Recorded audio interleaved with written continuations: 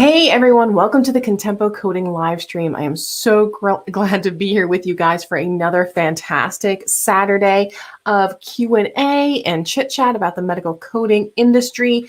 So first off, hello to Facebook, hello to LinkedIn, and of course, hello to all of my fans and subscribers on YouTube. I am so excited to answer some questions for you guys today.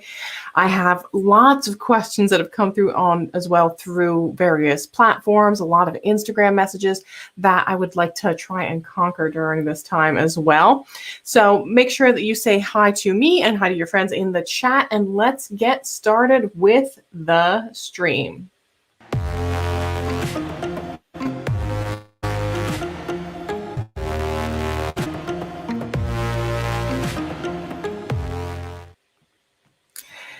So I'm really happy to be here today for all of the live Q&A. Lots of questions have been coming in. Hello to Heather, hello to Blake, hello to Rainey. It's great to have you all here today.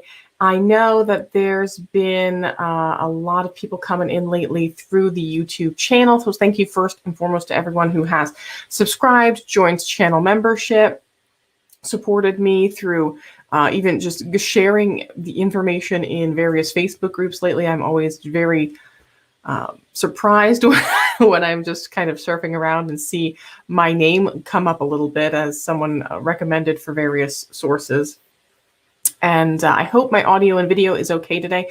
I know last week I was having some issues with my video and audio not syncing up, and I think it ultimately was something with a software update with my camera. So I uninstalled and reinstalled, and it seems better now. Maybe not perfect, but definitely a lot better. I have a question already coming in through Kay, and it says, can you walk me through the CRC exam day? What can I bring? What can I bring? Can I break to eat something? And then what type of notes can you make in your ICD-10-CM book? So this is a great question. It's going to be very similar if you've taken any other AAPC exam, but essentially the AAPC will send you an email of where you're supposed to show up for that exam, when book check is, and then also when the exam will start. Try and get there by book check time. You want to be early for the exam, because once that exam has started and they've said, hey, we're all officially starting the exam, what happens is they typically close the doors and then no one is allowed to be admitted after the exam kind of has started and they've started reading the instructions. So you definitely want to get there early.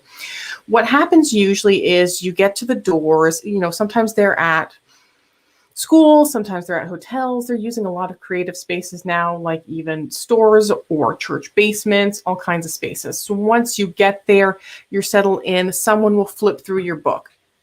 So sometimes with COVID now, what they'll do is they'll have you flip through the book, but they just kind of check to see that you don't have something like I have here, a sticky note. So you're not allowed to have any sticky notes in there for your exam day. You have to have no sticky notes. You can have tabs in your books.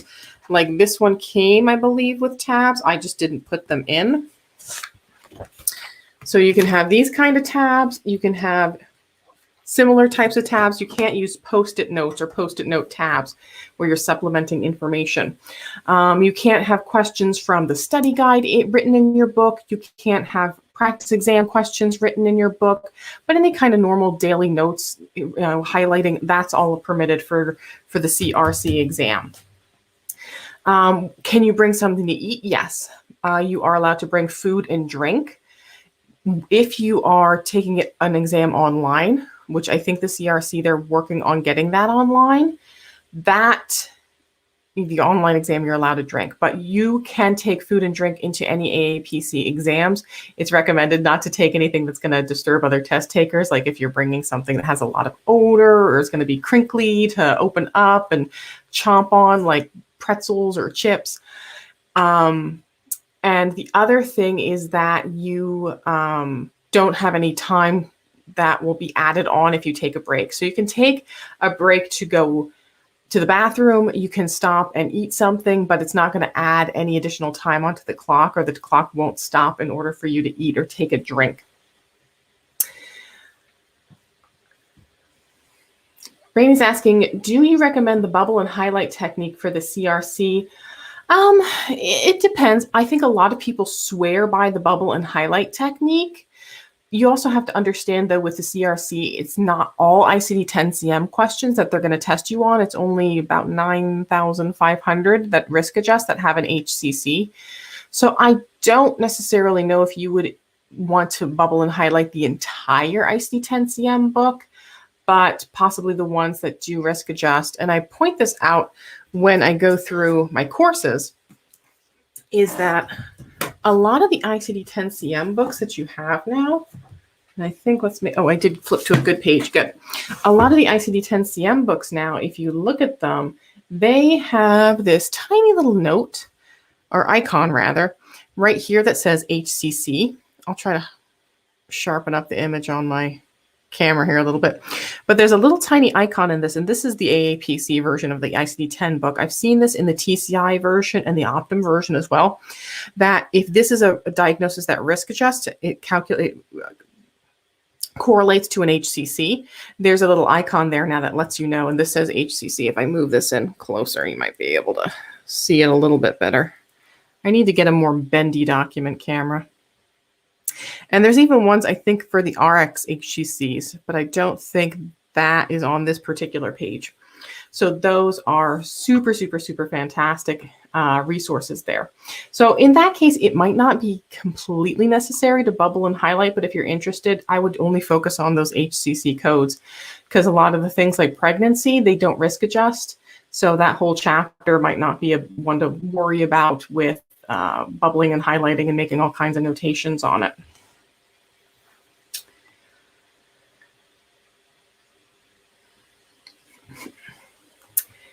Blake says, medical coding and billing is new to me, but something I see myself doing. You need to find a new career. I have a local adult education center that has a certificate program. Yeah, that's all you need.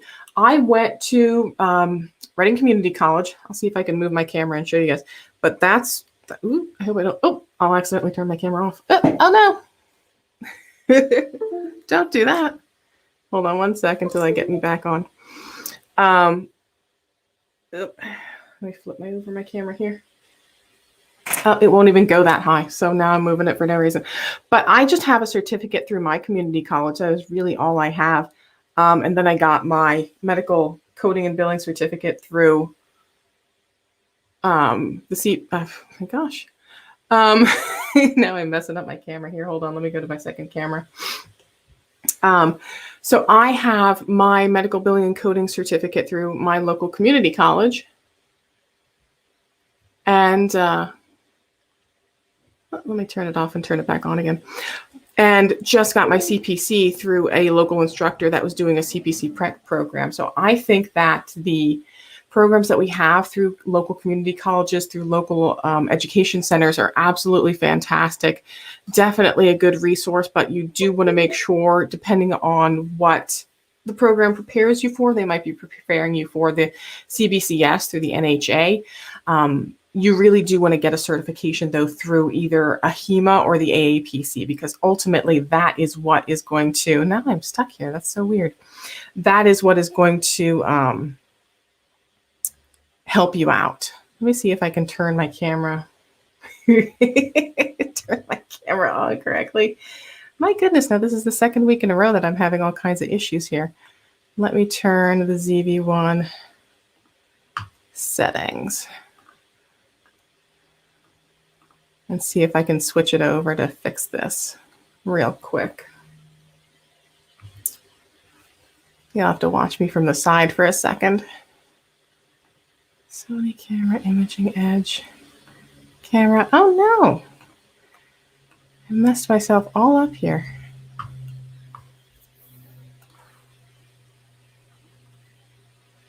How the heck did I manage to do that? Oh, okay.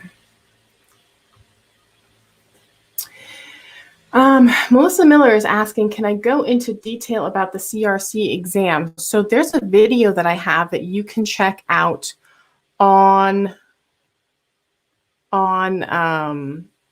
YouTube for the CRC exam that I go into a lot more detail there. So you can find that on my website if you go over to, let's see. Oh my gosh, this is all kinds of crazy now.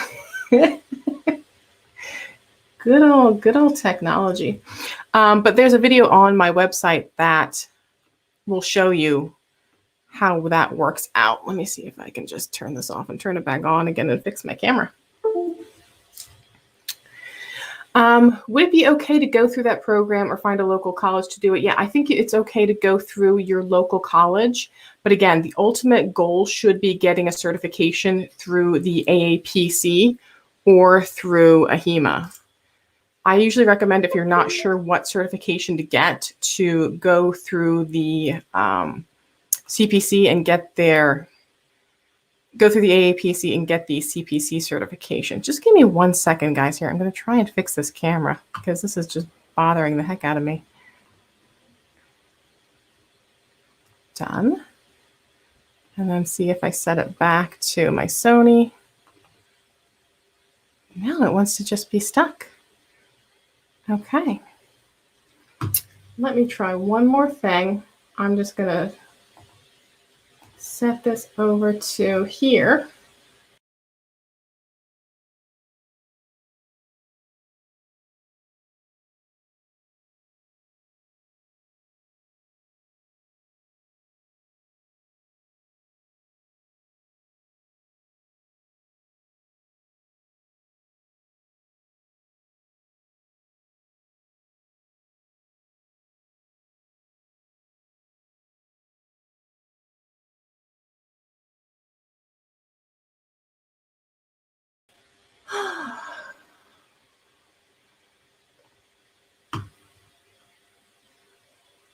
Let me try and stop the camera and then turn it back on and then see now if maybe it wants to play.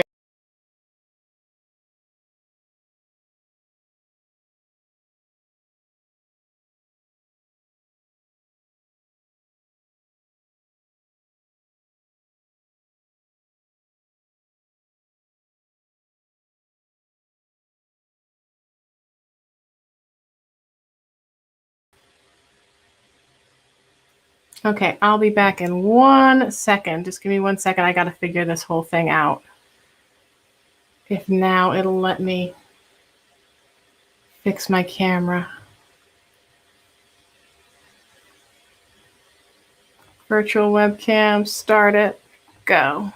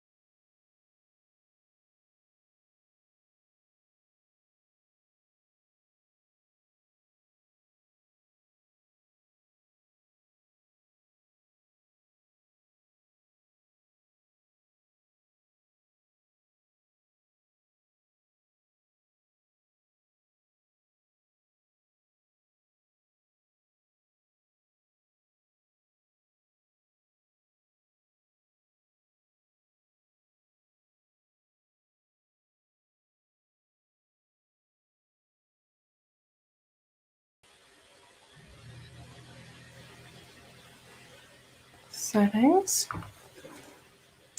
virtual webcam. Okay. Camera and mic. I apologize so much, guys. I don't know what the heck.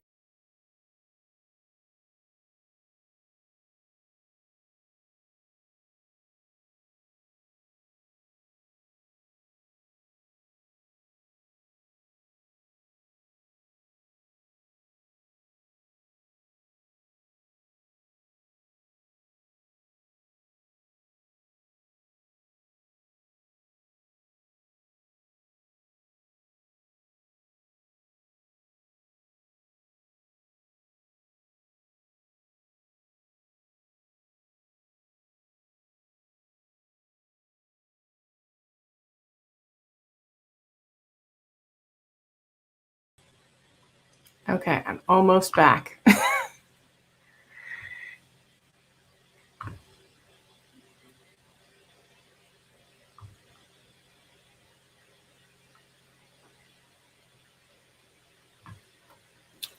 This is what happens when I'm having issues with the software.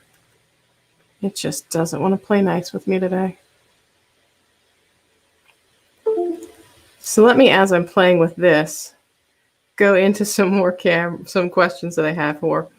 I'm a veterinarian looking to change careers. I'm taking a CPC course through a local community college. Will I still have CPC A status after passing the exam? Yeah. So the AAPC has requirements for removing the apprenticeship status. And in order to remove that apprenticeship status, there has to be certain requirements met through the AAPC. So those requirements are on the AAPC website, which I can show you over here. One second. I am not doing so good today on my stream. Window capture. Let's see here. On the AAPC website here, there's the requirements for apprenticeship removal. And actually, I'm just going to Google it because I can find it easier that way.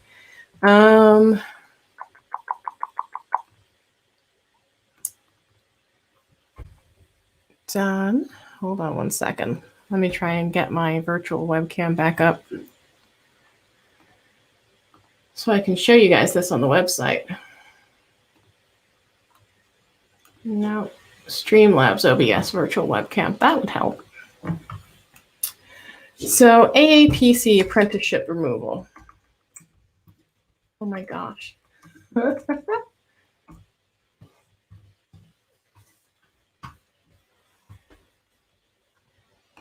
So for the AAPC apprenticeship removal, and let me just get rid of that over here. It requires that you have either 2 years of coding experience or you have equivalency for removal of those 2 years, which means that you have to have either 80 more hours of curriculum or complete a practicode. So while you may have veterinarian experience, they're not going to count that towards the apprenticeship status removal. So, but you can have that removed if you do 80 or more contact hours of a certificate program, or if you have do that in the practicode, or you just get 2 years of experience. So everyone is considered an apprentice unless they can prove that they have 2 years of working with ICD-10 CM codes, working with CPT codes, working with HCPC codes, etc.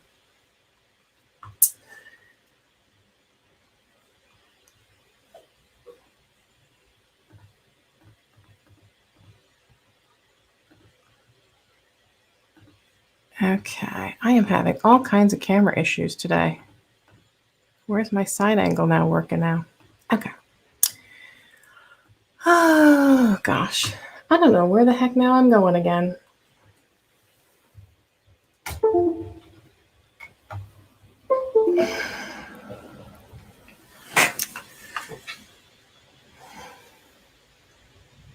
My imaging edge probably wants me to reboot the whole freaking thing now.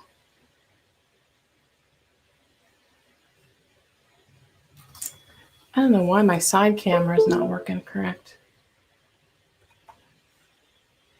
Like all of my cameras I have lost now.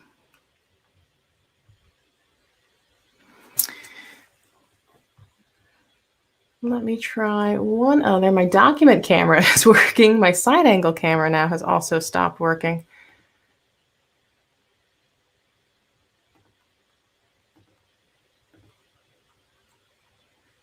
Oh my God. Okay. Let me try one last thing to see if I can get this corrected. Because Sony has updated their software and now it has just made things awful for me. Let me see if I can switch my ZV-1 over to the other camera.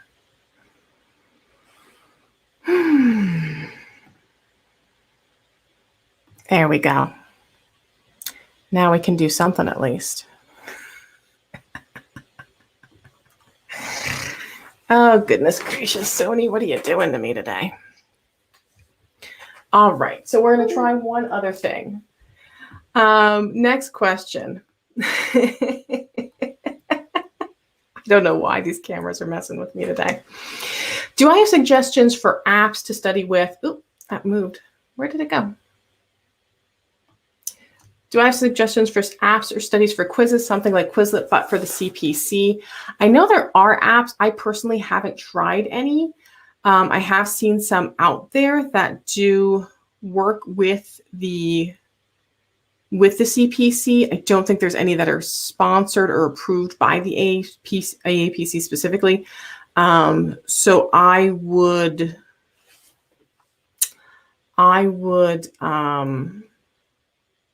just stick with maybe something like Quizlet and just be very cautious about those ones that are paid apps. Emily says, hey, Victoria, I love your YouTube channel. I have worked in healthcare my whole career so far, and I'm going to local community college starting this summer. I love your channel. Thanks for so much.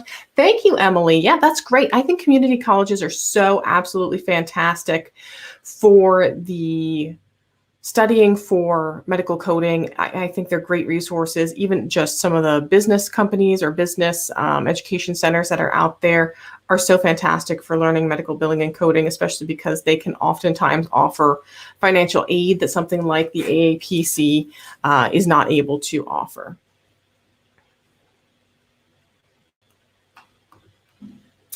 Rainey's asking, in my course for the CRC, do you have us put notes in the books? I do have some suggestions for notes in the books, but there aren't specific notes that I will tell you to write down.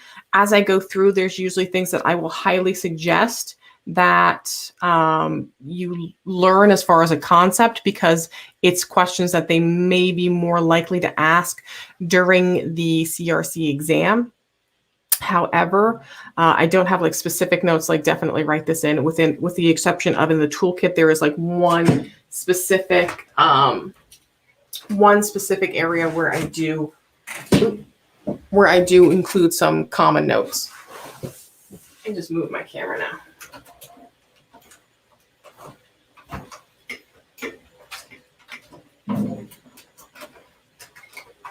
Okay.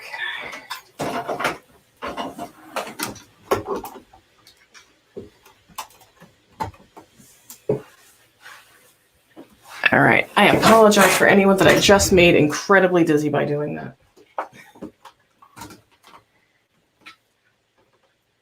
This is what happens when you try to hook up too many gadgets and too many gizmos with the live streams, then they start acting all kinds of crazy. So next I have on here, someone asked recently about the difference between the CCA and the CPCA. So there are some differences between the CPCA and the CCA. So the CCA is through AHEMA, and it's a shorter exam than the CPC. So AHEMA has the CCA, Certified Coding Associate, and that's what their comparable version. Thank you, Jennifer, for subscribing to the channel. That's their comparable version of their like almost like apprentice version of the exam like the CPC has. So that's through AHEMA. The cost is $199 to $299, depending on if you're an AHEMA member or not. The only requirement there is that you have a high school diploma or an equivalent. They do not require you to have any specific courses or classes. They certainly recommend that there's some that you take, but it's not required for AHEMA. The CCA tests you on ICD-10-CM, ICD-10 PCS, as well as CPT coding. Now, for the CCA, the scoring is a little bit different than AAPC. So it's 300 points out of 400 points total. The exam is two hours long. And in order to get like your associate or apprentice kind of status removed, you have to test for either the CCSP or the CCA then. With the CPCA, that's through the AAPC, and it's $299 to take it online, $399 to take it in person with 2 attempts. There's recommendations for what you should take for the CPCA. And it tests you on ICD-10-CM, it tests you on HCPCS, and it tests you on CPT. There's no PCS coding in the CPCA. You have to get a 70% overall of 150 questions, and it's 5 hours and 40 minutes long. It's about 10 minutes less on the online version because you don't get a break, but it's split into 2 parts. And in order to get your apprenticeship status removed, you have to either have 2 years experience, or you can remove a year with practicode, and you can remove a year with having 80 contact hours of education that the AAPC approves. So those are the 2 ways that you can have that adjusted.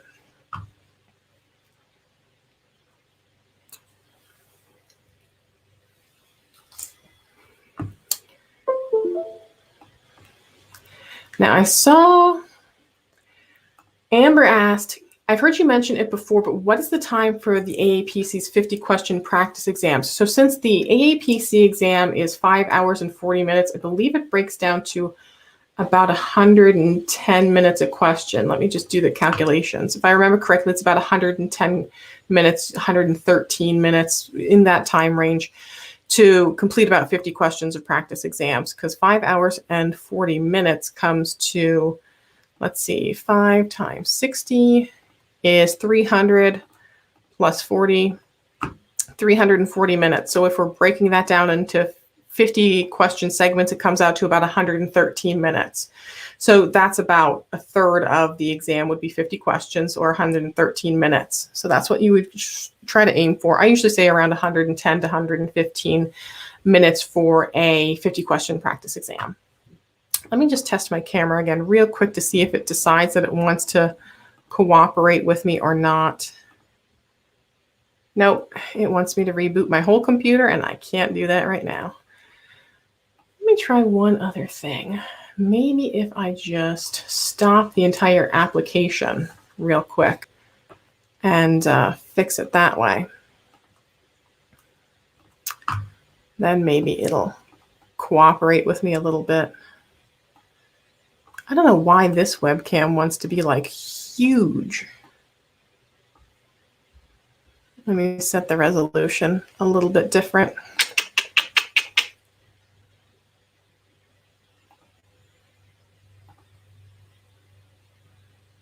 Nope, it doesn't want to do that either. Okay. It just wants to be huge for me today.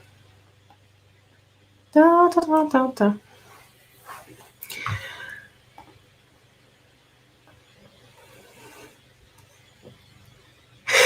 I know, but the problem is if I reboot everything, then I lose the entire stream. And LinkedIn has this weird setting where if you set up a live stream, you have to do it an hour in advance, which means that basically my entire live stream would go off of LinkedIn. It would have to be broken back down into YouTube. But let me see if there's one thing I can do with turning off the webcam itself and then turning it back on. I can find it in the applications. But yeah, so I've gotten some questions too about my boot camp and if I'm going to be having the boot camp again soon. And I do plan on having another CRC boot camp. The CRC boot camp that I'm planning next will be June 5th and 6th. I won't be doing one in May because in May, I'm hosting a weekend review class, a live review class, and it's going to be for my local chapter, which is the Allentown, Pennsylvania chapter, and I'm just doing it through the chapter to benefit the hardship fund, the AAPC Hardship Scholarship Fund. So in that case, all that money is not going to go necessarily to me. Actually, none of it's going to me. All of the money is going to go to the Hardship Scholarship Fund. So it's hard to get through a lot of weekends of doing coding and boot camps and stuff. So the next boot camp that I'll be doing will be on the 5th and 6th. I have a question here. Are you hiring a medical coder? I actually don't plan to employ anyone, to be honest with you. I'm kind of... I have enough trouble managing myself, let alone managing someone else. Let me see if I can get the webcam back up now that I kind of closed the application. Maybe that'll do it. I don't think it's gonna. I think it's just gonna be mean to me today and tell me no. I guess not. Okay.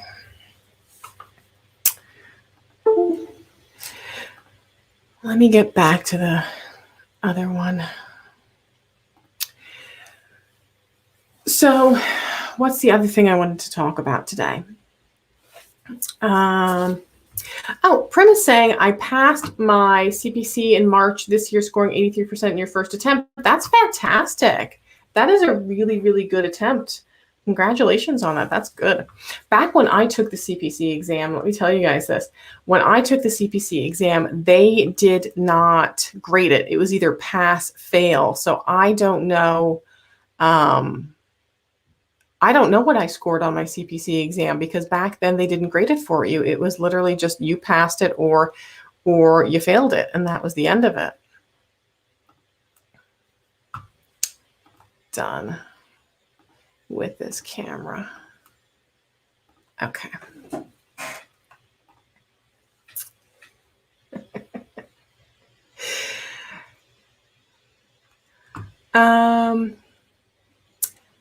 Yeah.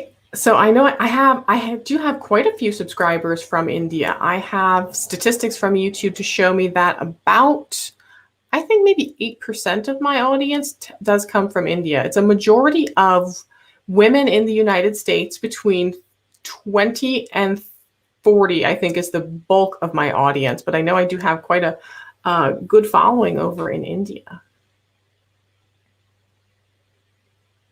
I love this comment. Just keep talking. We don't care how big your face is. I have got to figure this out because you know what? I was going so well on this live stream. It was running smooth like butter. And then they did this software update. And ever since, it has just really screwed up my whole webcam and setup. And that's annoying me and I don't like it. AJ's from India. Hey, AJ. Good to see you here. So I have a question here too. I finally got a job after a year on furlough. I'm a fairly new coder. Since I'm already certified, do I need to buy a new ISD-10CM book for 2021? I currently have the 2020. So the AAPC will let you test with old books from the prior year. It's discouraged to do so because there's been a lot of code updates, so you might be at a very big disadvantage if they're testing you on some of those codes that have updated since the previous year. Now, AHEMA, I believe, will only let you use the prior year through the end of March, and I believe it's April 1st is when you have to start moving over to the 2021 books because they have like a grace period that they'll still let you test for a couple of months using the old books, and they'll test you on the old codes. The AAPC, everything changes on January 1. So any new code updates for the AAPC, they go into effect on their exams January 1. So you want to use those new books starting the turn of the calendar year.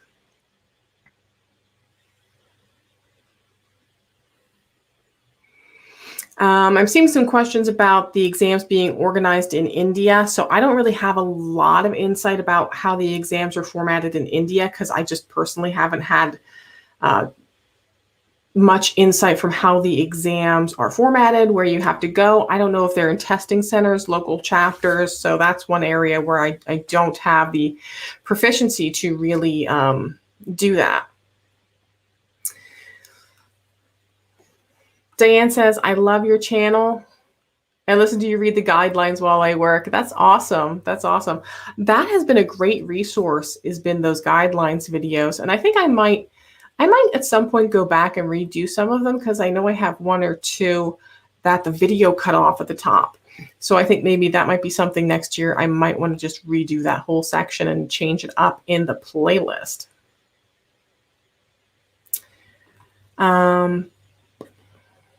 Pam, the person that's saying that they want to,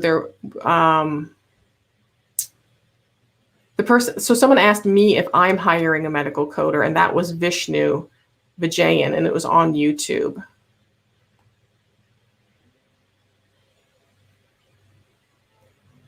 I'm just going to go back to see some of these questions that came through while I was fiddling with my cameras.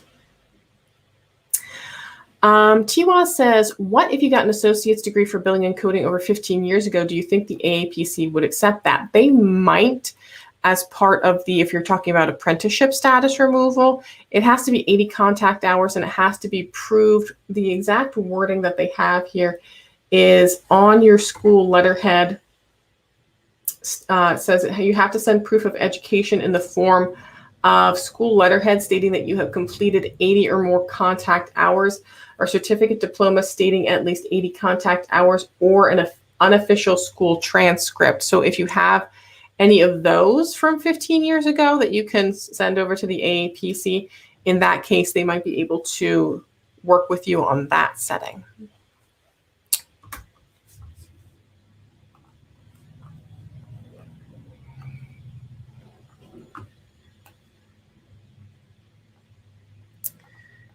So what else have I got here?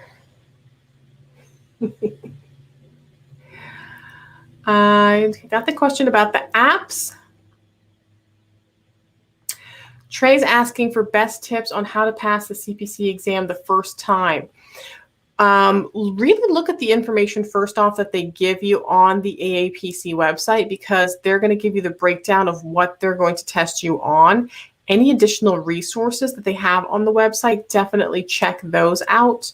Go through your practice exams. Those practice exams, those are, oh my gosh, they're like gold.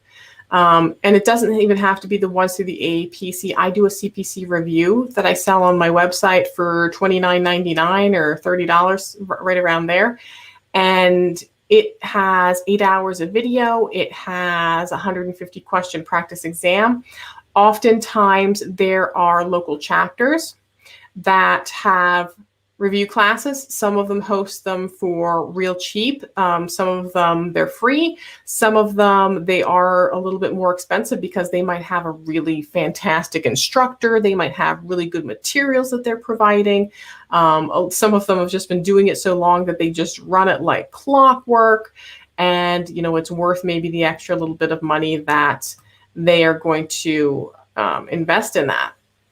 So in those cases, I would say, you know, that would be something else to look at. But those practice exams are really going to be it. Like chunk out 50 questions, try and finish them in about 110, 115 minutes. And the ones that you don't get right, go back and look at the rationale, really try to piece together where you went wrong and figure it out. And there's also a video that I have that's called What to Do If You Fail the CPC Exam. So there might be some tips that I provide in that video as well in regards to how you can catch up on some of these specific areas.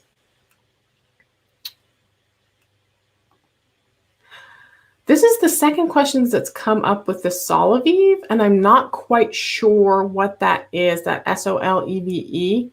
I'm not quite sure what that is. If someone could let me know in the chat, because I've not heard that term before, if that's like a specific school or a program or a book or something that you guys are using, because I'm not familiar with that. Empress Red is asking, as a new coder with no work experience outside of school, should I apply for risk adjustment coding? Absolutely. I think risk adjustment coding is a great starting place for new coders because of the fact that it just focuses on one area. It just focuses on ICD-10-CM coding. So in those cases, you cannot have to worry too much about CPT. You don't have to worry too much about HCPCS. You can just focus on ICD-10-CM. There are some risk adjustment programs where they will occasionally prefer to use some newer coders because they might not have some of the bad habits that coders have that they've developed from working for a longer period of time. Oftentimes, when you've been working in fee-for-service for a good amount of time, you get into this mindset where ICD coding doesn't matter as much because you're paid on CPT. So in risk adjustment, you're focusing on just ICD-10-CM. So in that case, it could be really, really beneficial if you don't have those bad habits of not wanting to abstract all of the ICD-10-CM codes. So we have a coding student here today. Sally says, I'm a new student and I'm studying on my own. I am wondering what is the difference between ICD-10-CM and the CPT coding? That's a great question. So there's two different book sets that you want to look at for ICD-10-CM and CPT. So this is my ICD-10-CM book, and I use the AAPC version. These are all of your diagnosis codes. So things like if you have a headache, if you have a heart attack, if you have diarrhea, if you have schizophrenia, if you have every single diagnosis, and then also statuses, like if you're just going in for an encounter for a physical examination. Obviously, you wouldn't always necessarily have a complaint, but there's a diagnosis to indicate that. Even things like status codes to designate that this patient suffered an injury while they were on a job site in a motor vehicle accident. So here, these that I flipped to right here, these are codes for like non-Hodgkin's lymphoma. And ICD-10 codes can be as little as 3 characters or up to 7. And after that first three is called a category. After that, we have a decimal point, and then we have extensions for things like manifestations, locations, laterality. And then CPT is this handy dandy book over here. And CPT is our procedural codes, so current procedural terminology, and they are 5 digits. All of them are 5 digits long. There are some that do have alphas, but the majority of them are just numerical, and they're procedures. Like this one is a collection of venous blood by venipuncture, so that's when they're taking a blood sample from you. There are also things like your office visits, every surgery, every single procedure known to man is in the CPT book. So what the CPTs are is they say, hey, we had this procedure done, and then we use oftentimes the ICD-10-CM codes to do things like support medical necessity. Say, hey, this patient had an EKG because, and this is this code, because they had a heart flutter, and we use that for the diagnosis code to support that need for that medical necessity for that procedure.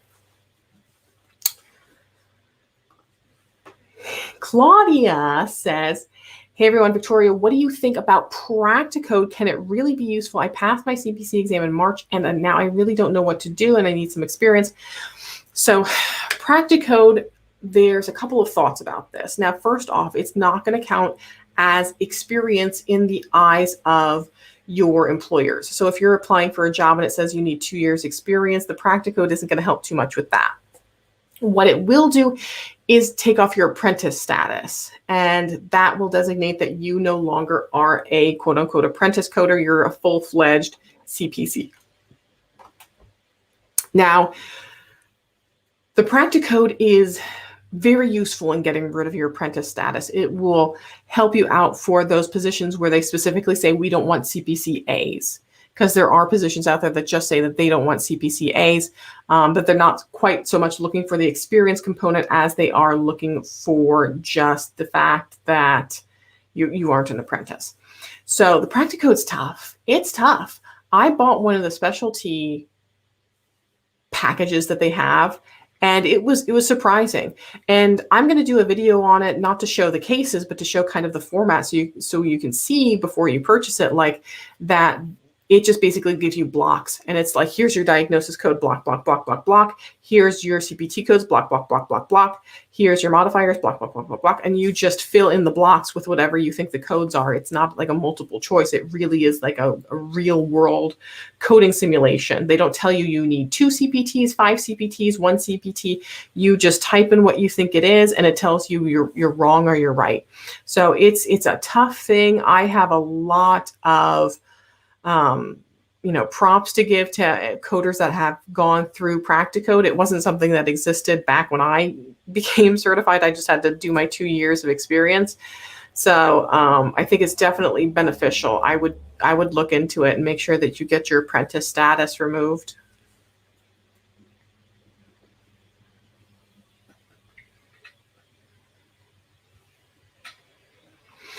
Dagwood, I am seeing your questions here, but I don't provide active coding cases on the live stream. So if you are looking for solutions or help or tutoring services, I do offer tutoring services. I do offer coaching services, but they are not cheap because any questions that kind of take me more than a couple of minutes to piece together, I do have to charge them by the hour for.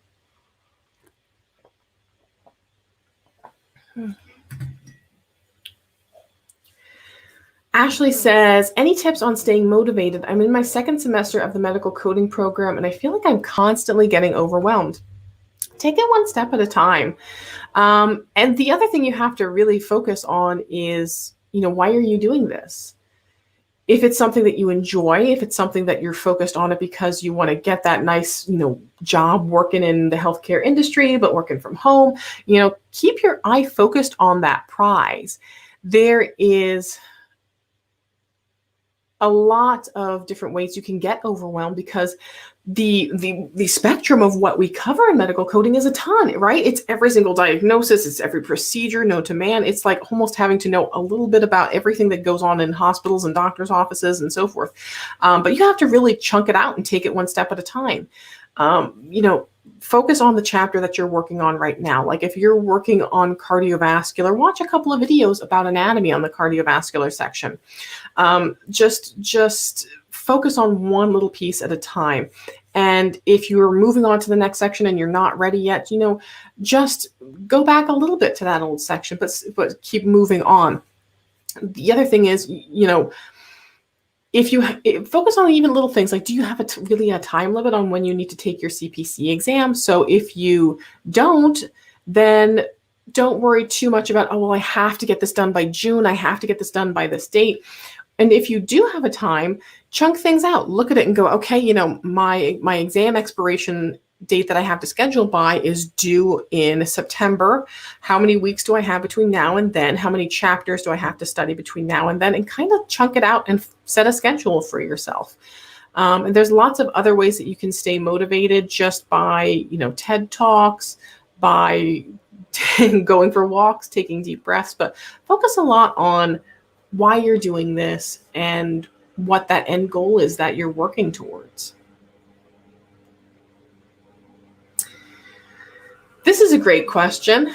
Hi, Victoria. I'm new to learning about this career. Is it true that we can ask for extra time during the exam if we pay more for the exams? Do people have to memorize the codes? So the first question here about the extra time during the exam, if you pay more, that's not true. At least for the CPC exams or anything through the AAPC. The AAPC will allow extensions for time on their exams if you have a qualifying medical disability that they will approve. So you'd have to go to your doctor and say, hey, I have this disability. It's going to slow me down on the exam, or I have to take extra breaks because of this disability. And in that case, they may approve you for an extra hour. They might not, depending on if they don't feel it's a necessary, type of disability or they can't accommodate you in an appropriate fashion. But that all has to get approved by the AAPC. It's not something that you can pay more to get extra time on the exam. There is certain amounts of extra attempts you can get if you pay more. So there is that option. If you have purchased a larger package through the AAPC, they will often include unlimited exam attempts through that larger, more expensive package, but you won't have more time to complete the exam. You just have extra attempts. So you can fail it 4, 5, 6, 7 times, but understand though, each exam is 5 hours and 40 minutes long. So you're basically killing a day every time you don't pass the exam. As far as the second part of the question, do you have to memorize the codes? No. So with the AAPC exams, you're allowed 3 books. You're allowed your ICD-10-CM book, you're allowed your CPT book, and you're allowed to take your HCPCS book. You do not have to memorize any of the codes. You just have to know really the guidelines and how you utilize the codes, how they coordinate together, when to use combination codes, when things are included and you don't code separately for them, really the guidelines and how to use the books. But yeah, so you have to be super savvy with the layout of the books, how to use them, coding guidelines, if a modifier is needed, not needed, but no memorization necessarily, although that would certainly speed up your exam time if you could memorize all of the codes. But there may be, as you go through, a handful that you do have memorized, but not a lot of them. I certainly don't.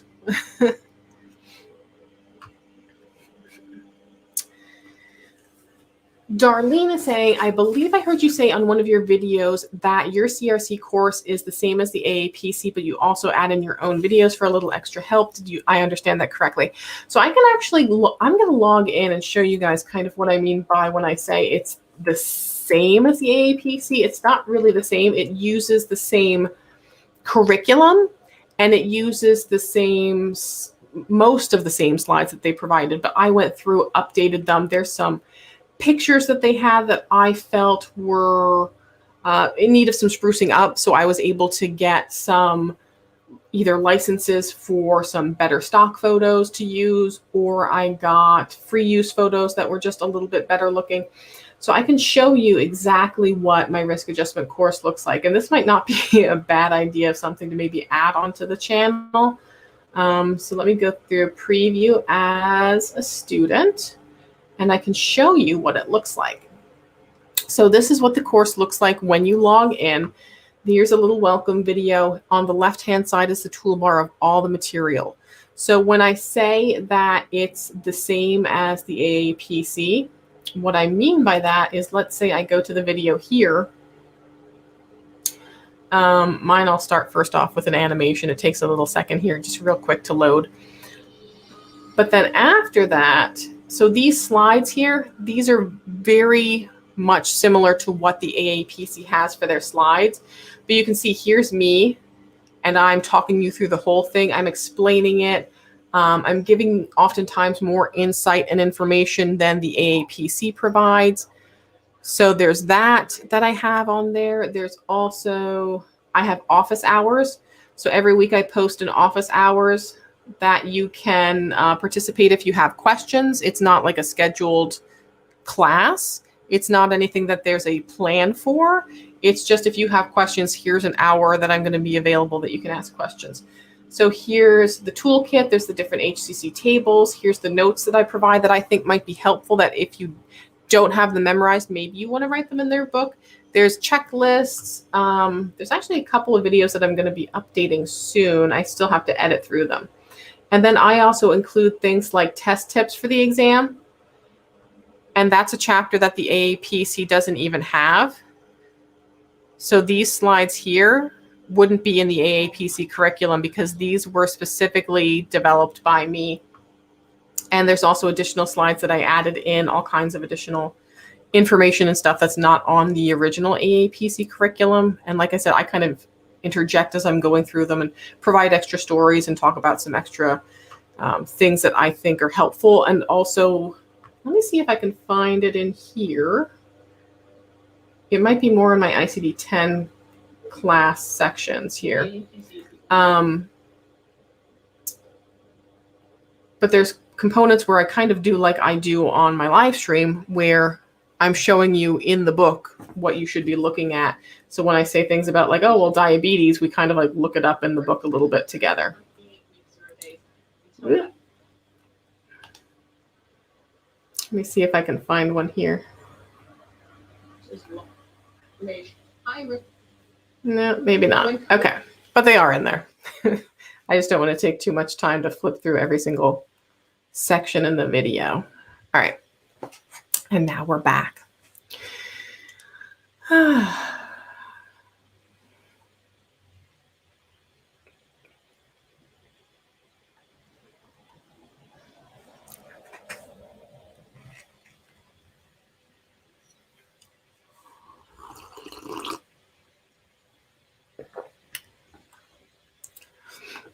Nalad is asking, if a diagnosis such as schizophrenia is caused by a street drug, is that an adverse effect or a poisoning? That one I don't know off the top of my head. I would have to look a little bit into schizophrenia itself. I've not heard, because I'm not clinical. I don't know if schizophrenia is an adverse effect, because an adverse effect or a poisoning is usually from a drug, but I don't know that that diagnosis itself would be considered an adverse effect or a poisoning. Because the adverse effect, I don't think is usually more of a sign or a symptom, like they took it and they had nausea or vomiting or hallucinations or, visual disturbances. I don't know that schizophrenia would be necessarily an adverse effect because that's a definitive diagnosis. I'd have to maybe look a little bit more into that.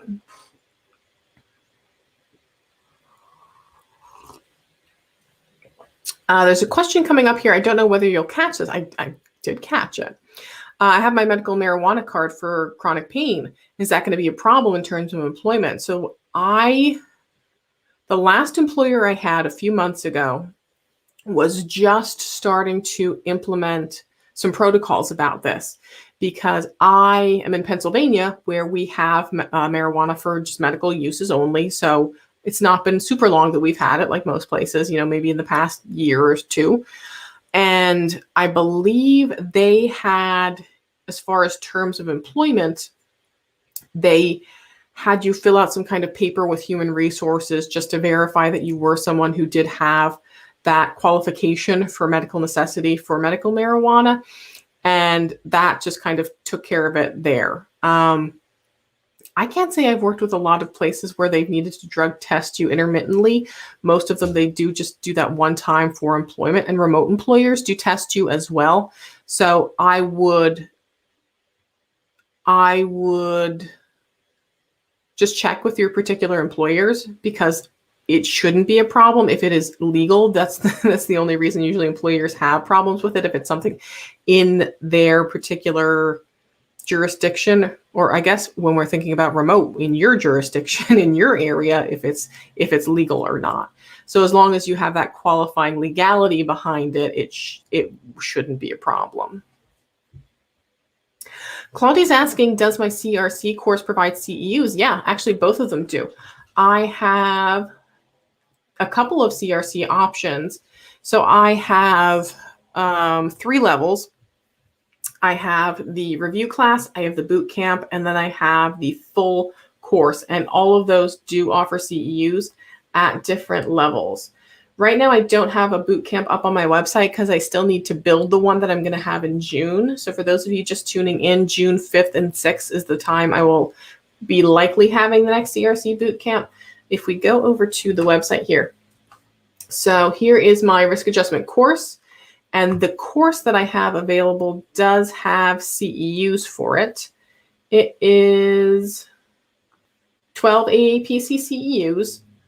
The time of video is also about 12 hours. So it's about 12 hours of video for the course. And then, of course, you have to allot for how much time are you going to spend studying? Are you going to be rewatching the videos? And practice exam time obviously is going to add that up, but it's 12 hours of video instruction and 12 CEUs. I also have here my review classes available for the CRC. That's $29.99, I believe. Yes. And that one is only 3 hours long, so it only qualifies for 3 CEUs. I should probably put that up there now that you mentioned it. I don't know that the review has the CEU information on it, so that's a good thing. I should probably, oh no, wait, here it is, 3 AAPC CEUs for the review class. And then the boot camp is, I believe, 7 CEUs because it's 2 days, 3.5 hours each. And then I also have the CPC review class as well. I have a question here. How much CPC takes time? So typically, most programs are 80 contact hours for the CPC curriculum. You also have to figure, if you're new to healthcare, you need to know medical terminology and anatomy. I do have a video on the channel that gives resources that you can learn med term and anatomy for free or for cheap. There's some great book resources for that. But the actual medical coding part itself, I would say, is usually about 80 contact hours. Most people take anywhere from 3 months to 9 months. It depends on how much time you can kind of dedicate. Ambrine's asking about CEUs. CEUs are for what? So when you become a certified coder through either AAPC or HEMA, it kind of doesn't just end there. There's a big dedication to continuing education.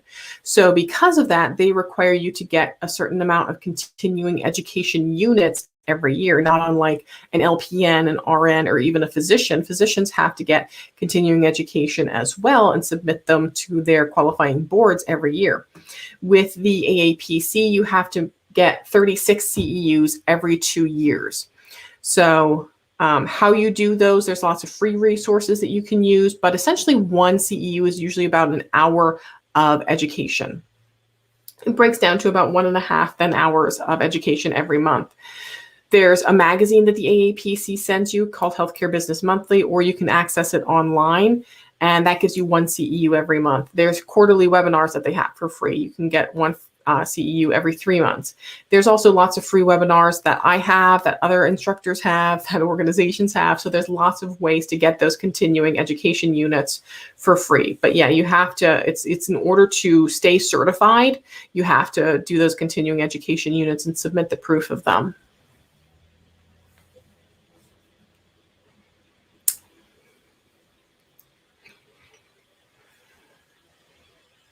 Yeah, and Alana is saying that she got ADA approval for her general anxiety disorder. You just need a doctor's note. Yeah, I have heard of that quite a bit, that you can get that extra hour on the CPC exam for something like if you have anxiety and your doctor submits a note to the AAPC and they approve it for an extra hour. The situation, though, is that not all exams will be ADA exams. So there's only specific ones where the proctors will be there for the extra hour to accommodate for the ADA. And I'm not sure that they're doing it yet for online. I think they're probably in a lot of talks about it at the AAPC, but I'm not sure that they have anything definitive yet in regards to that.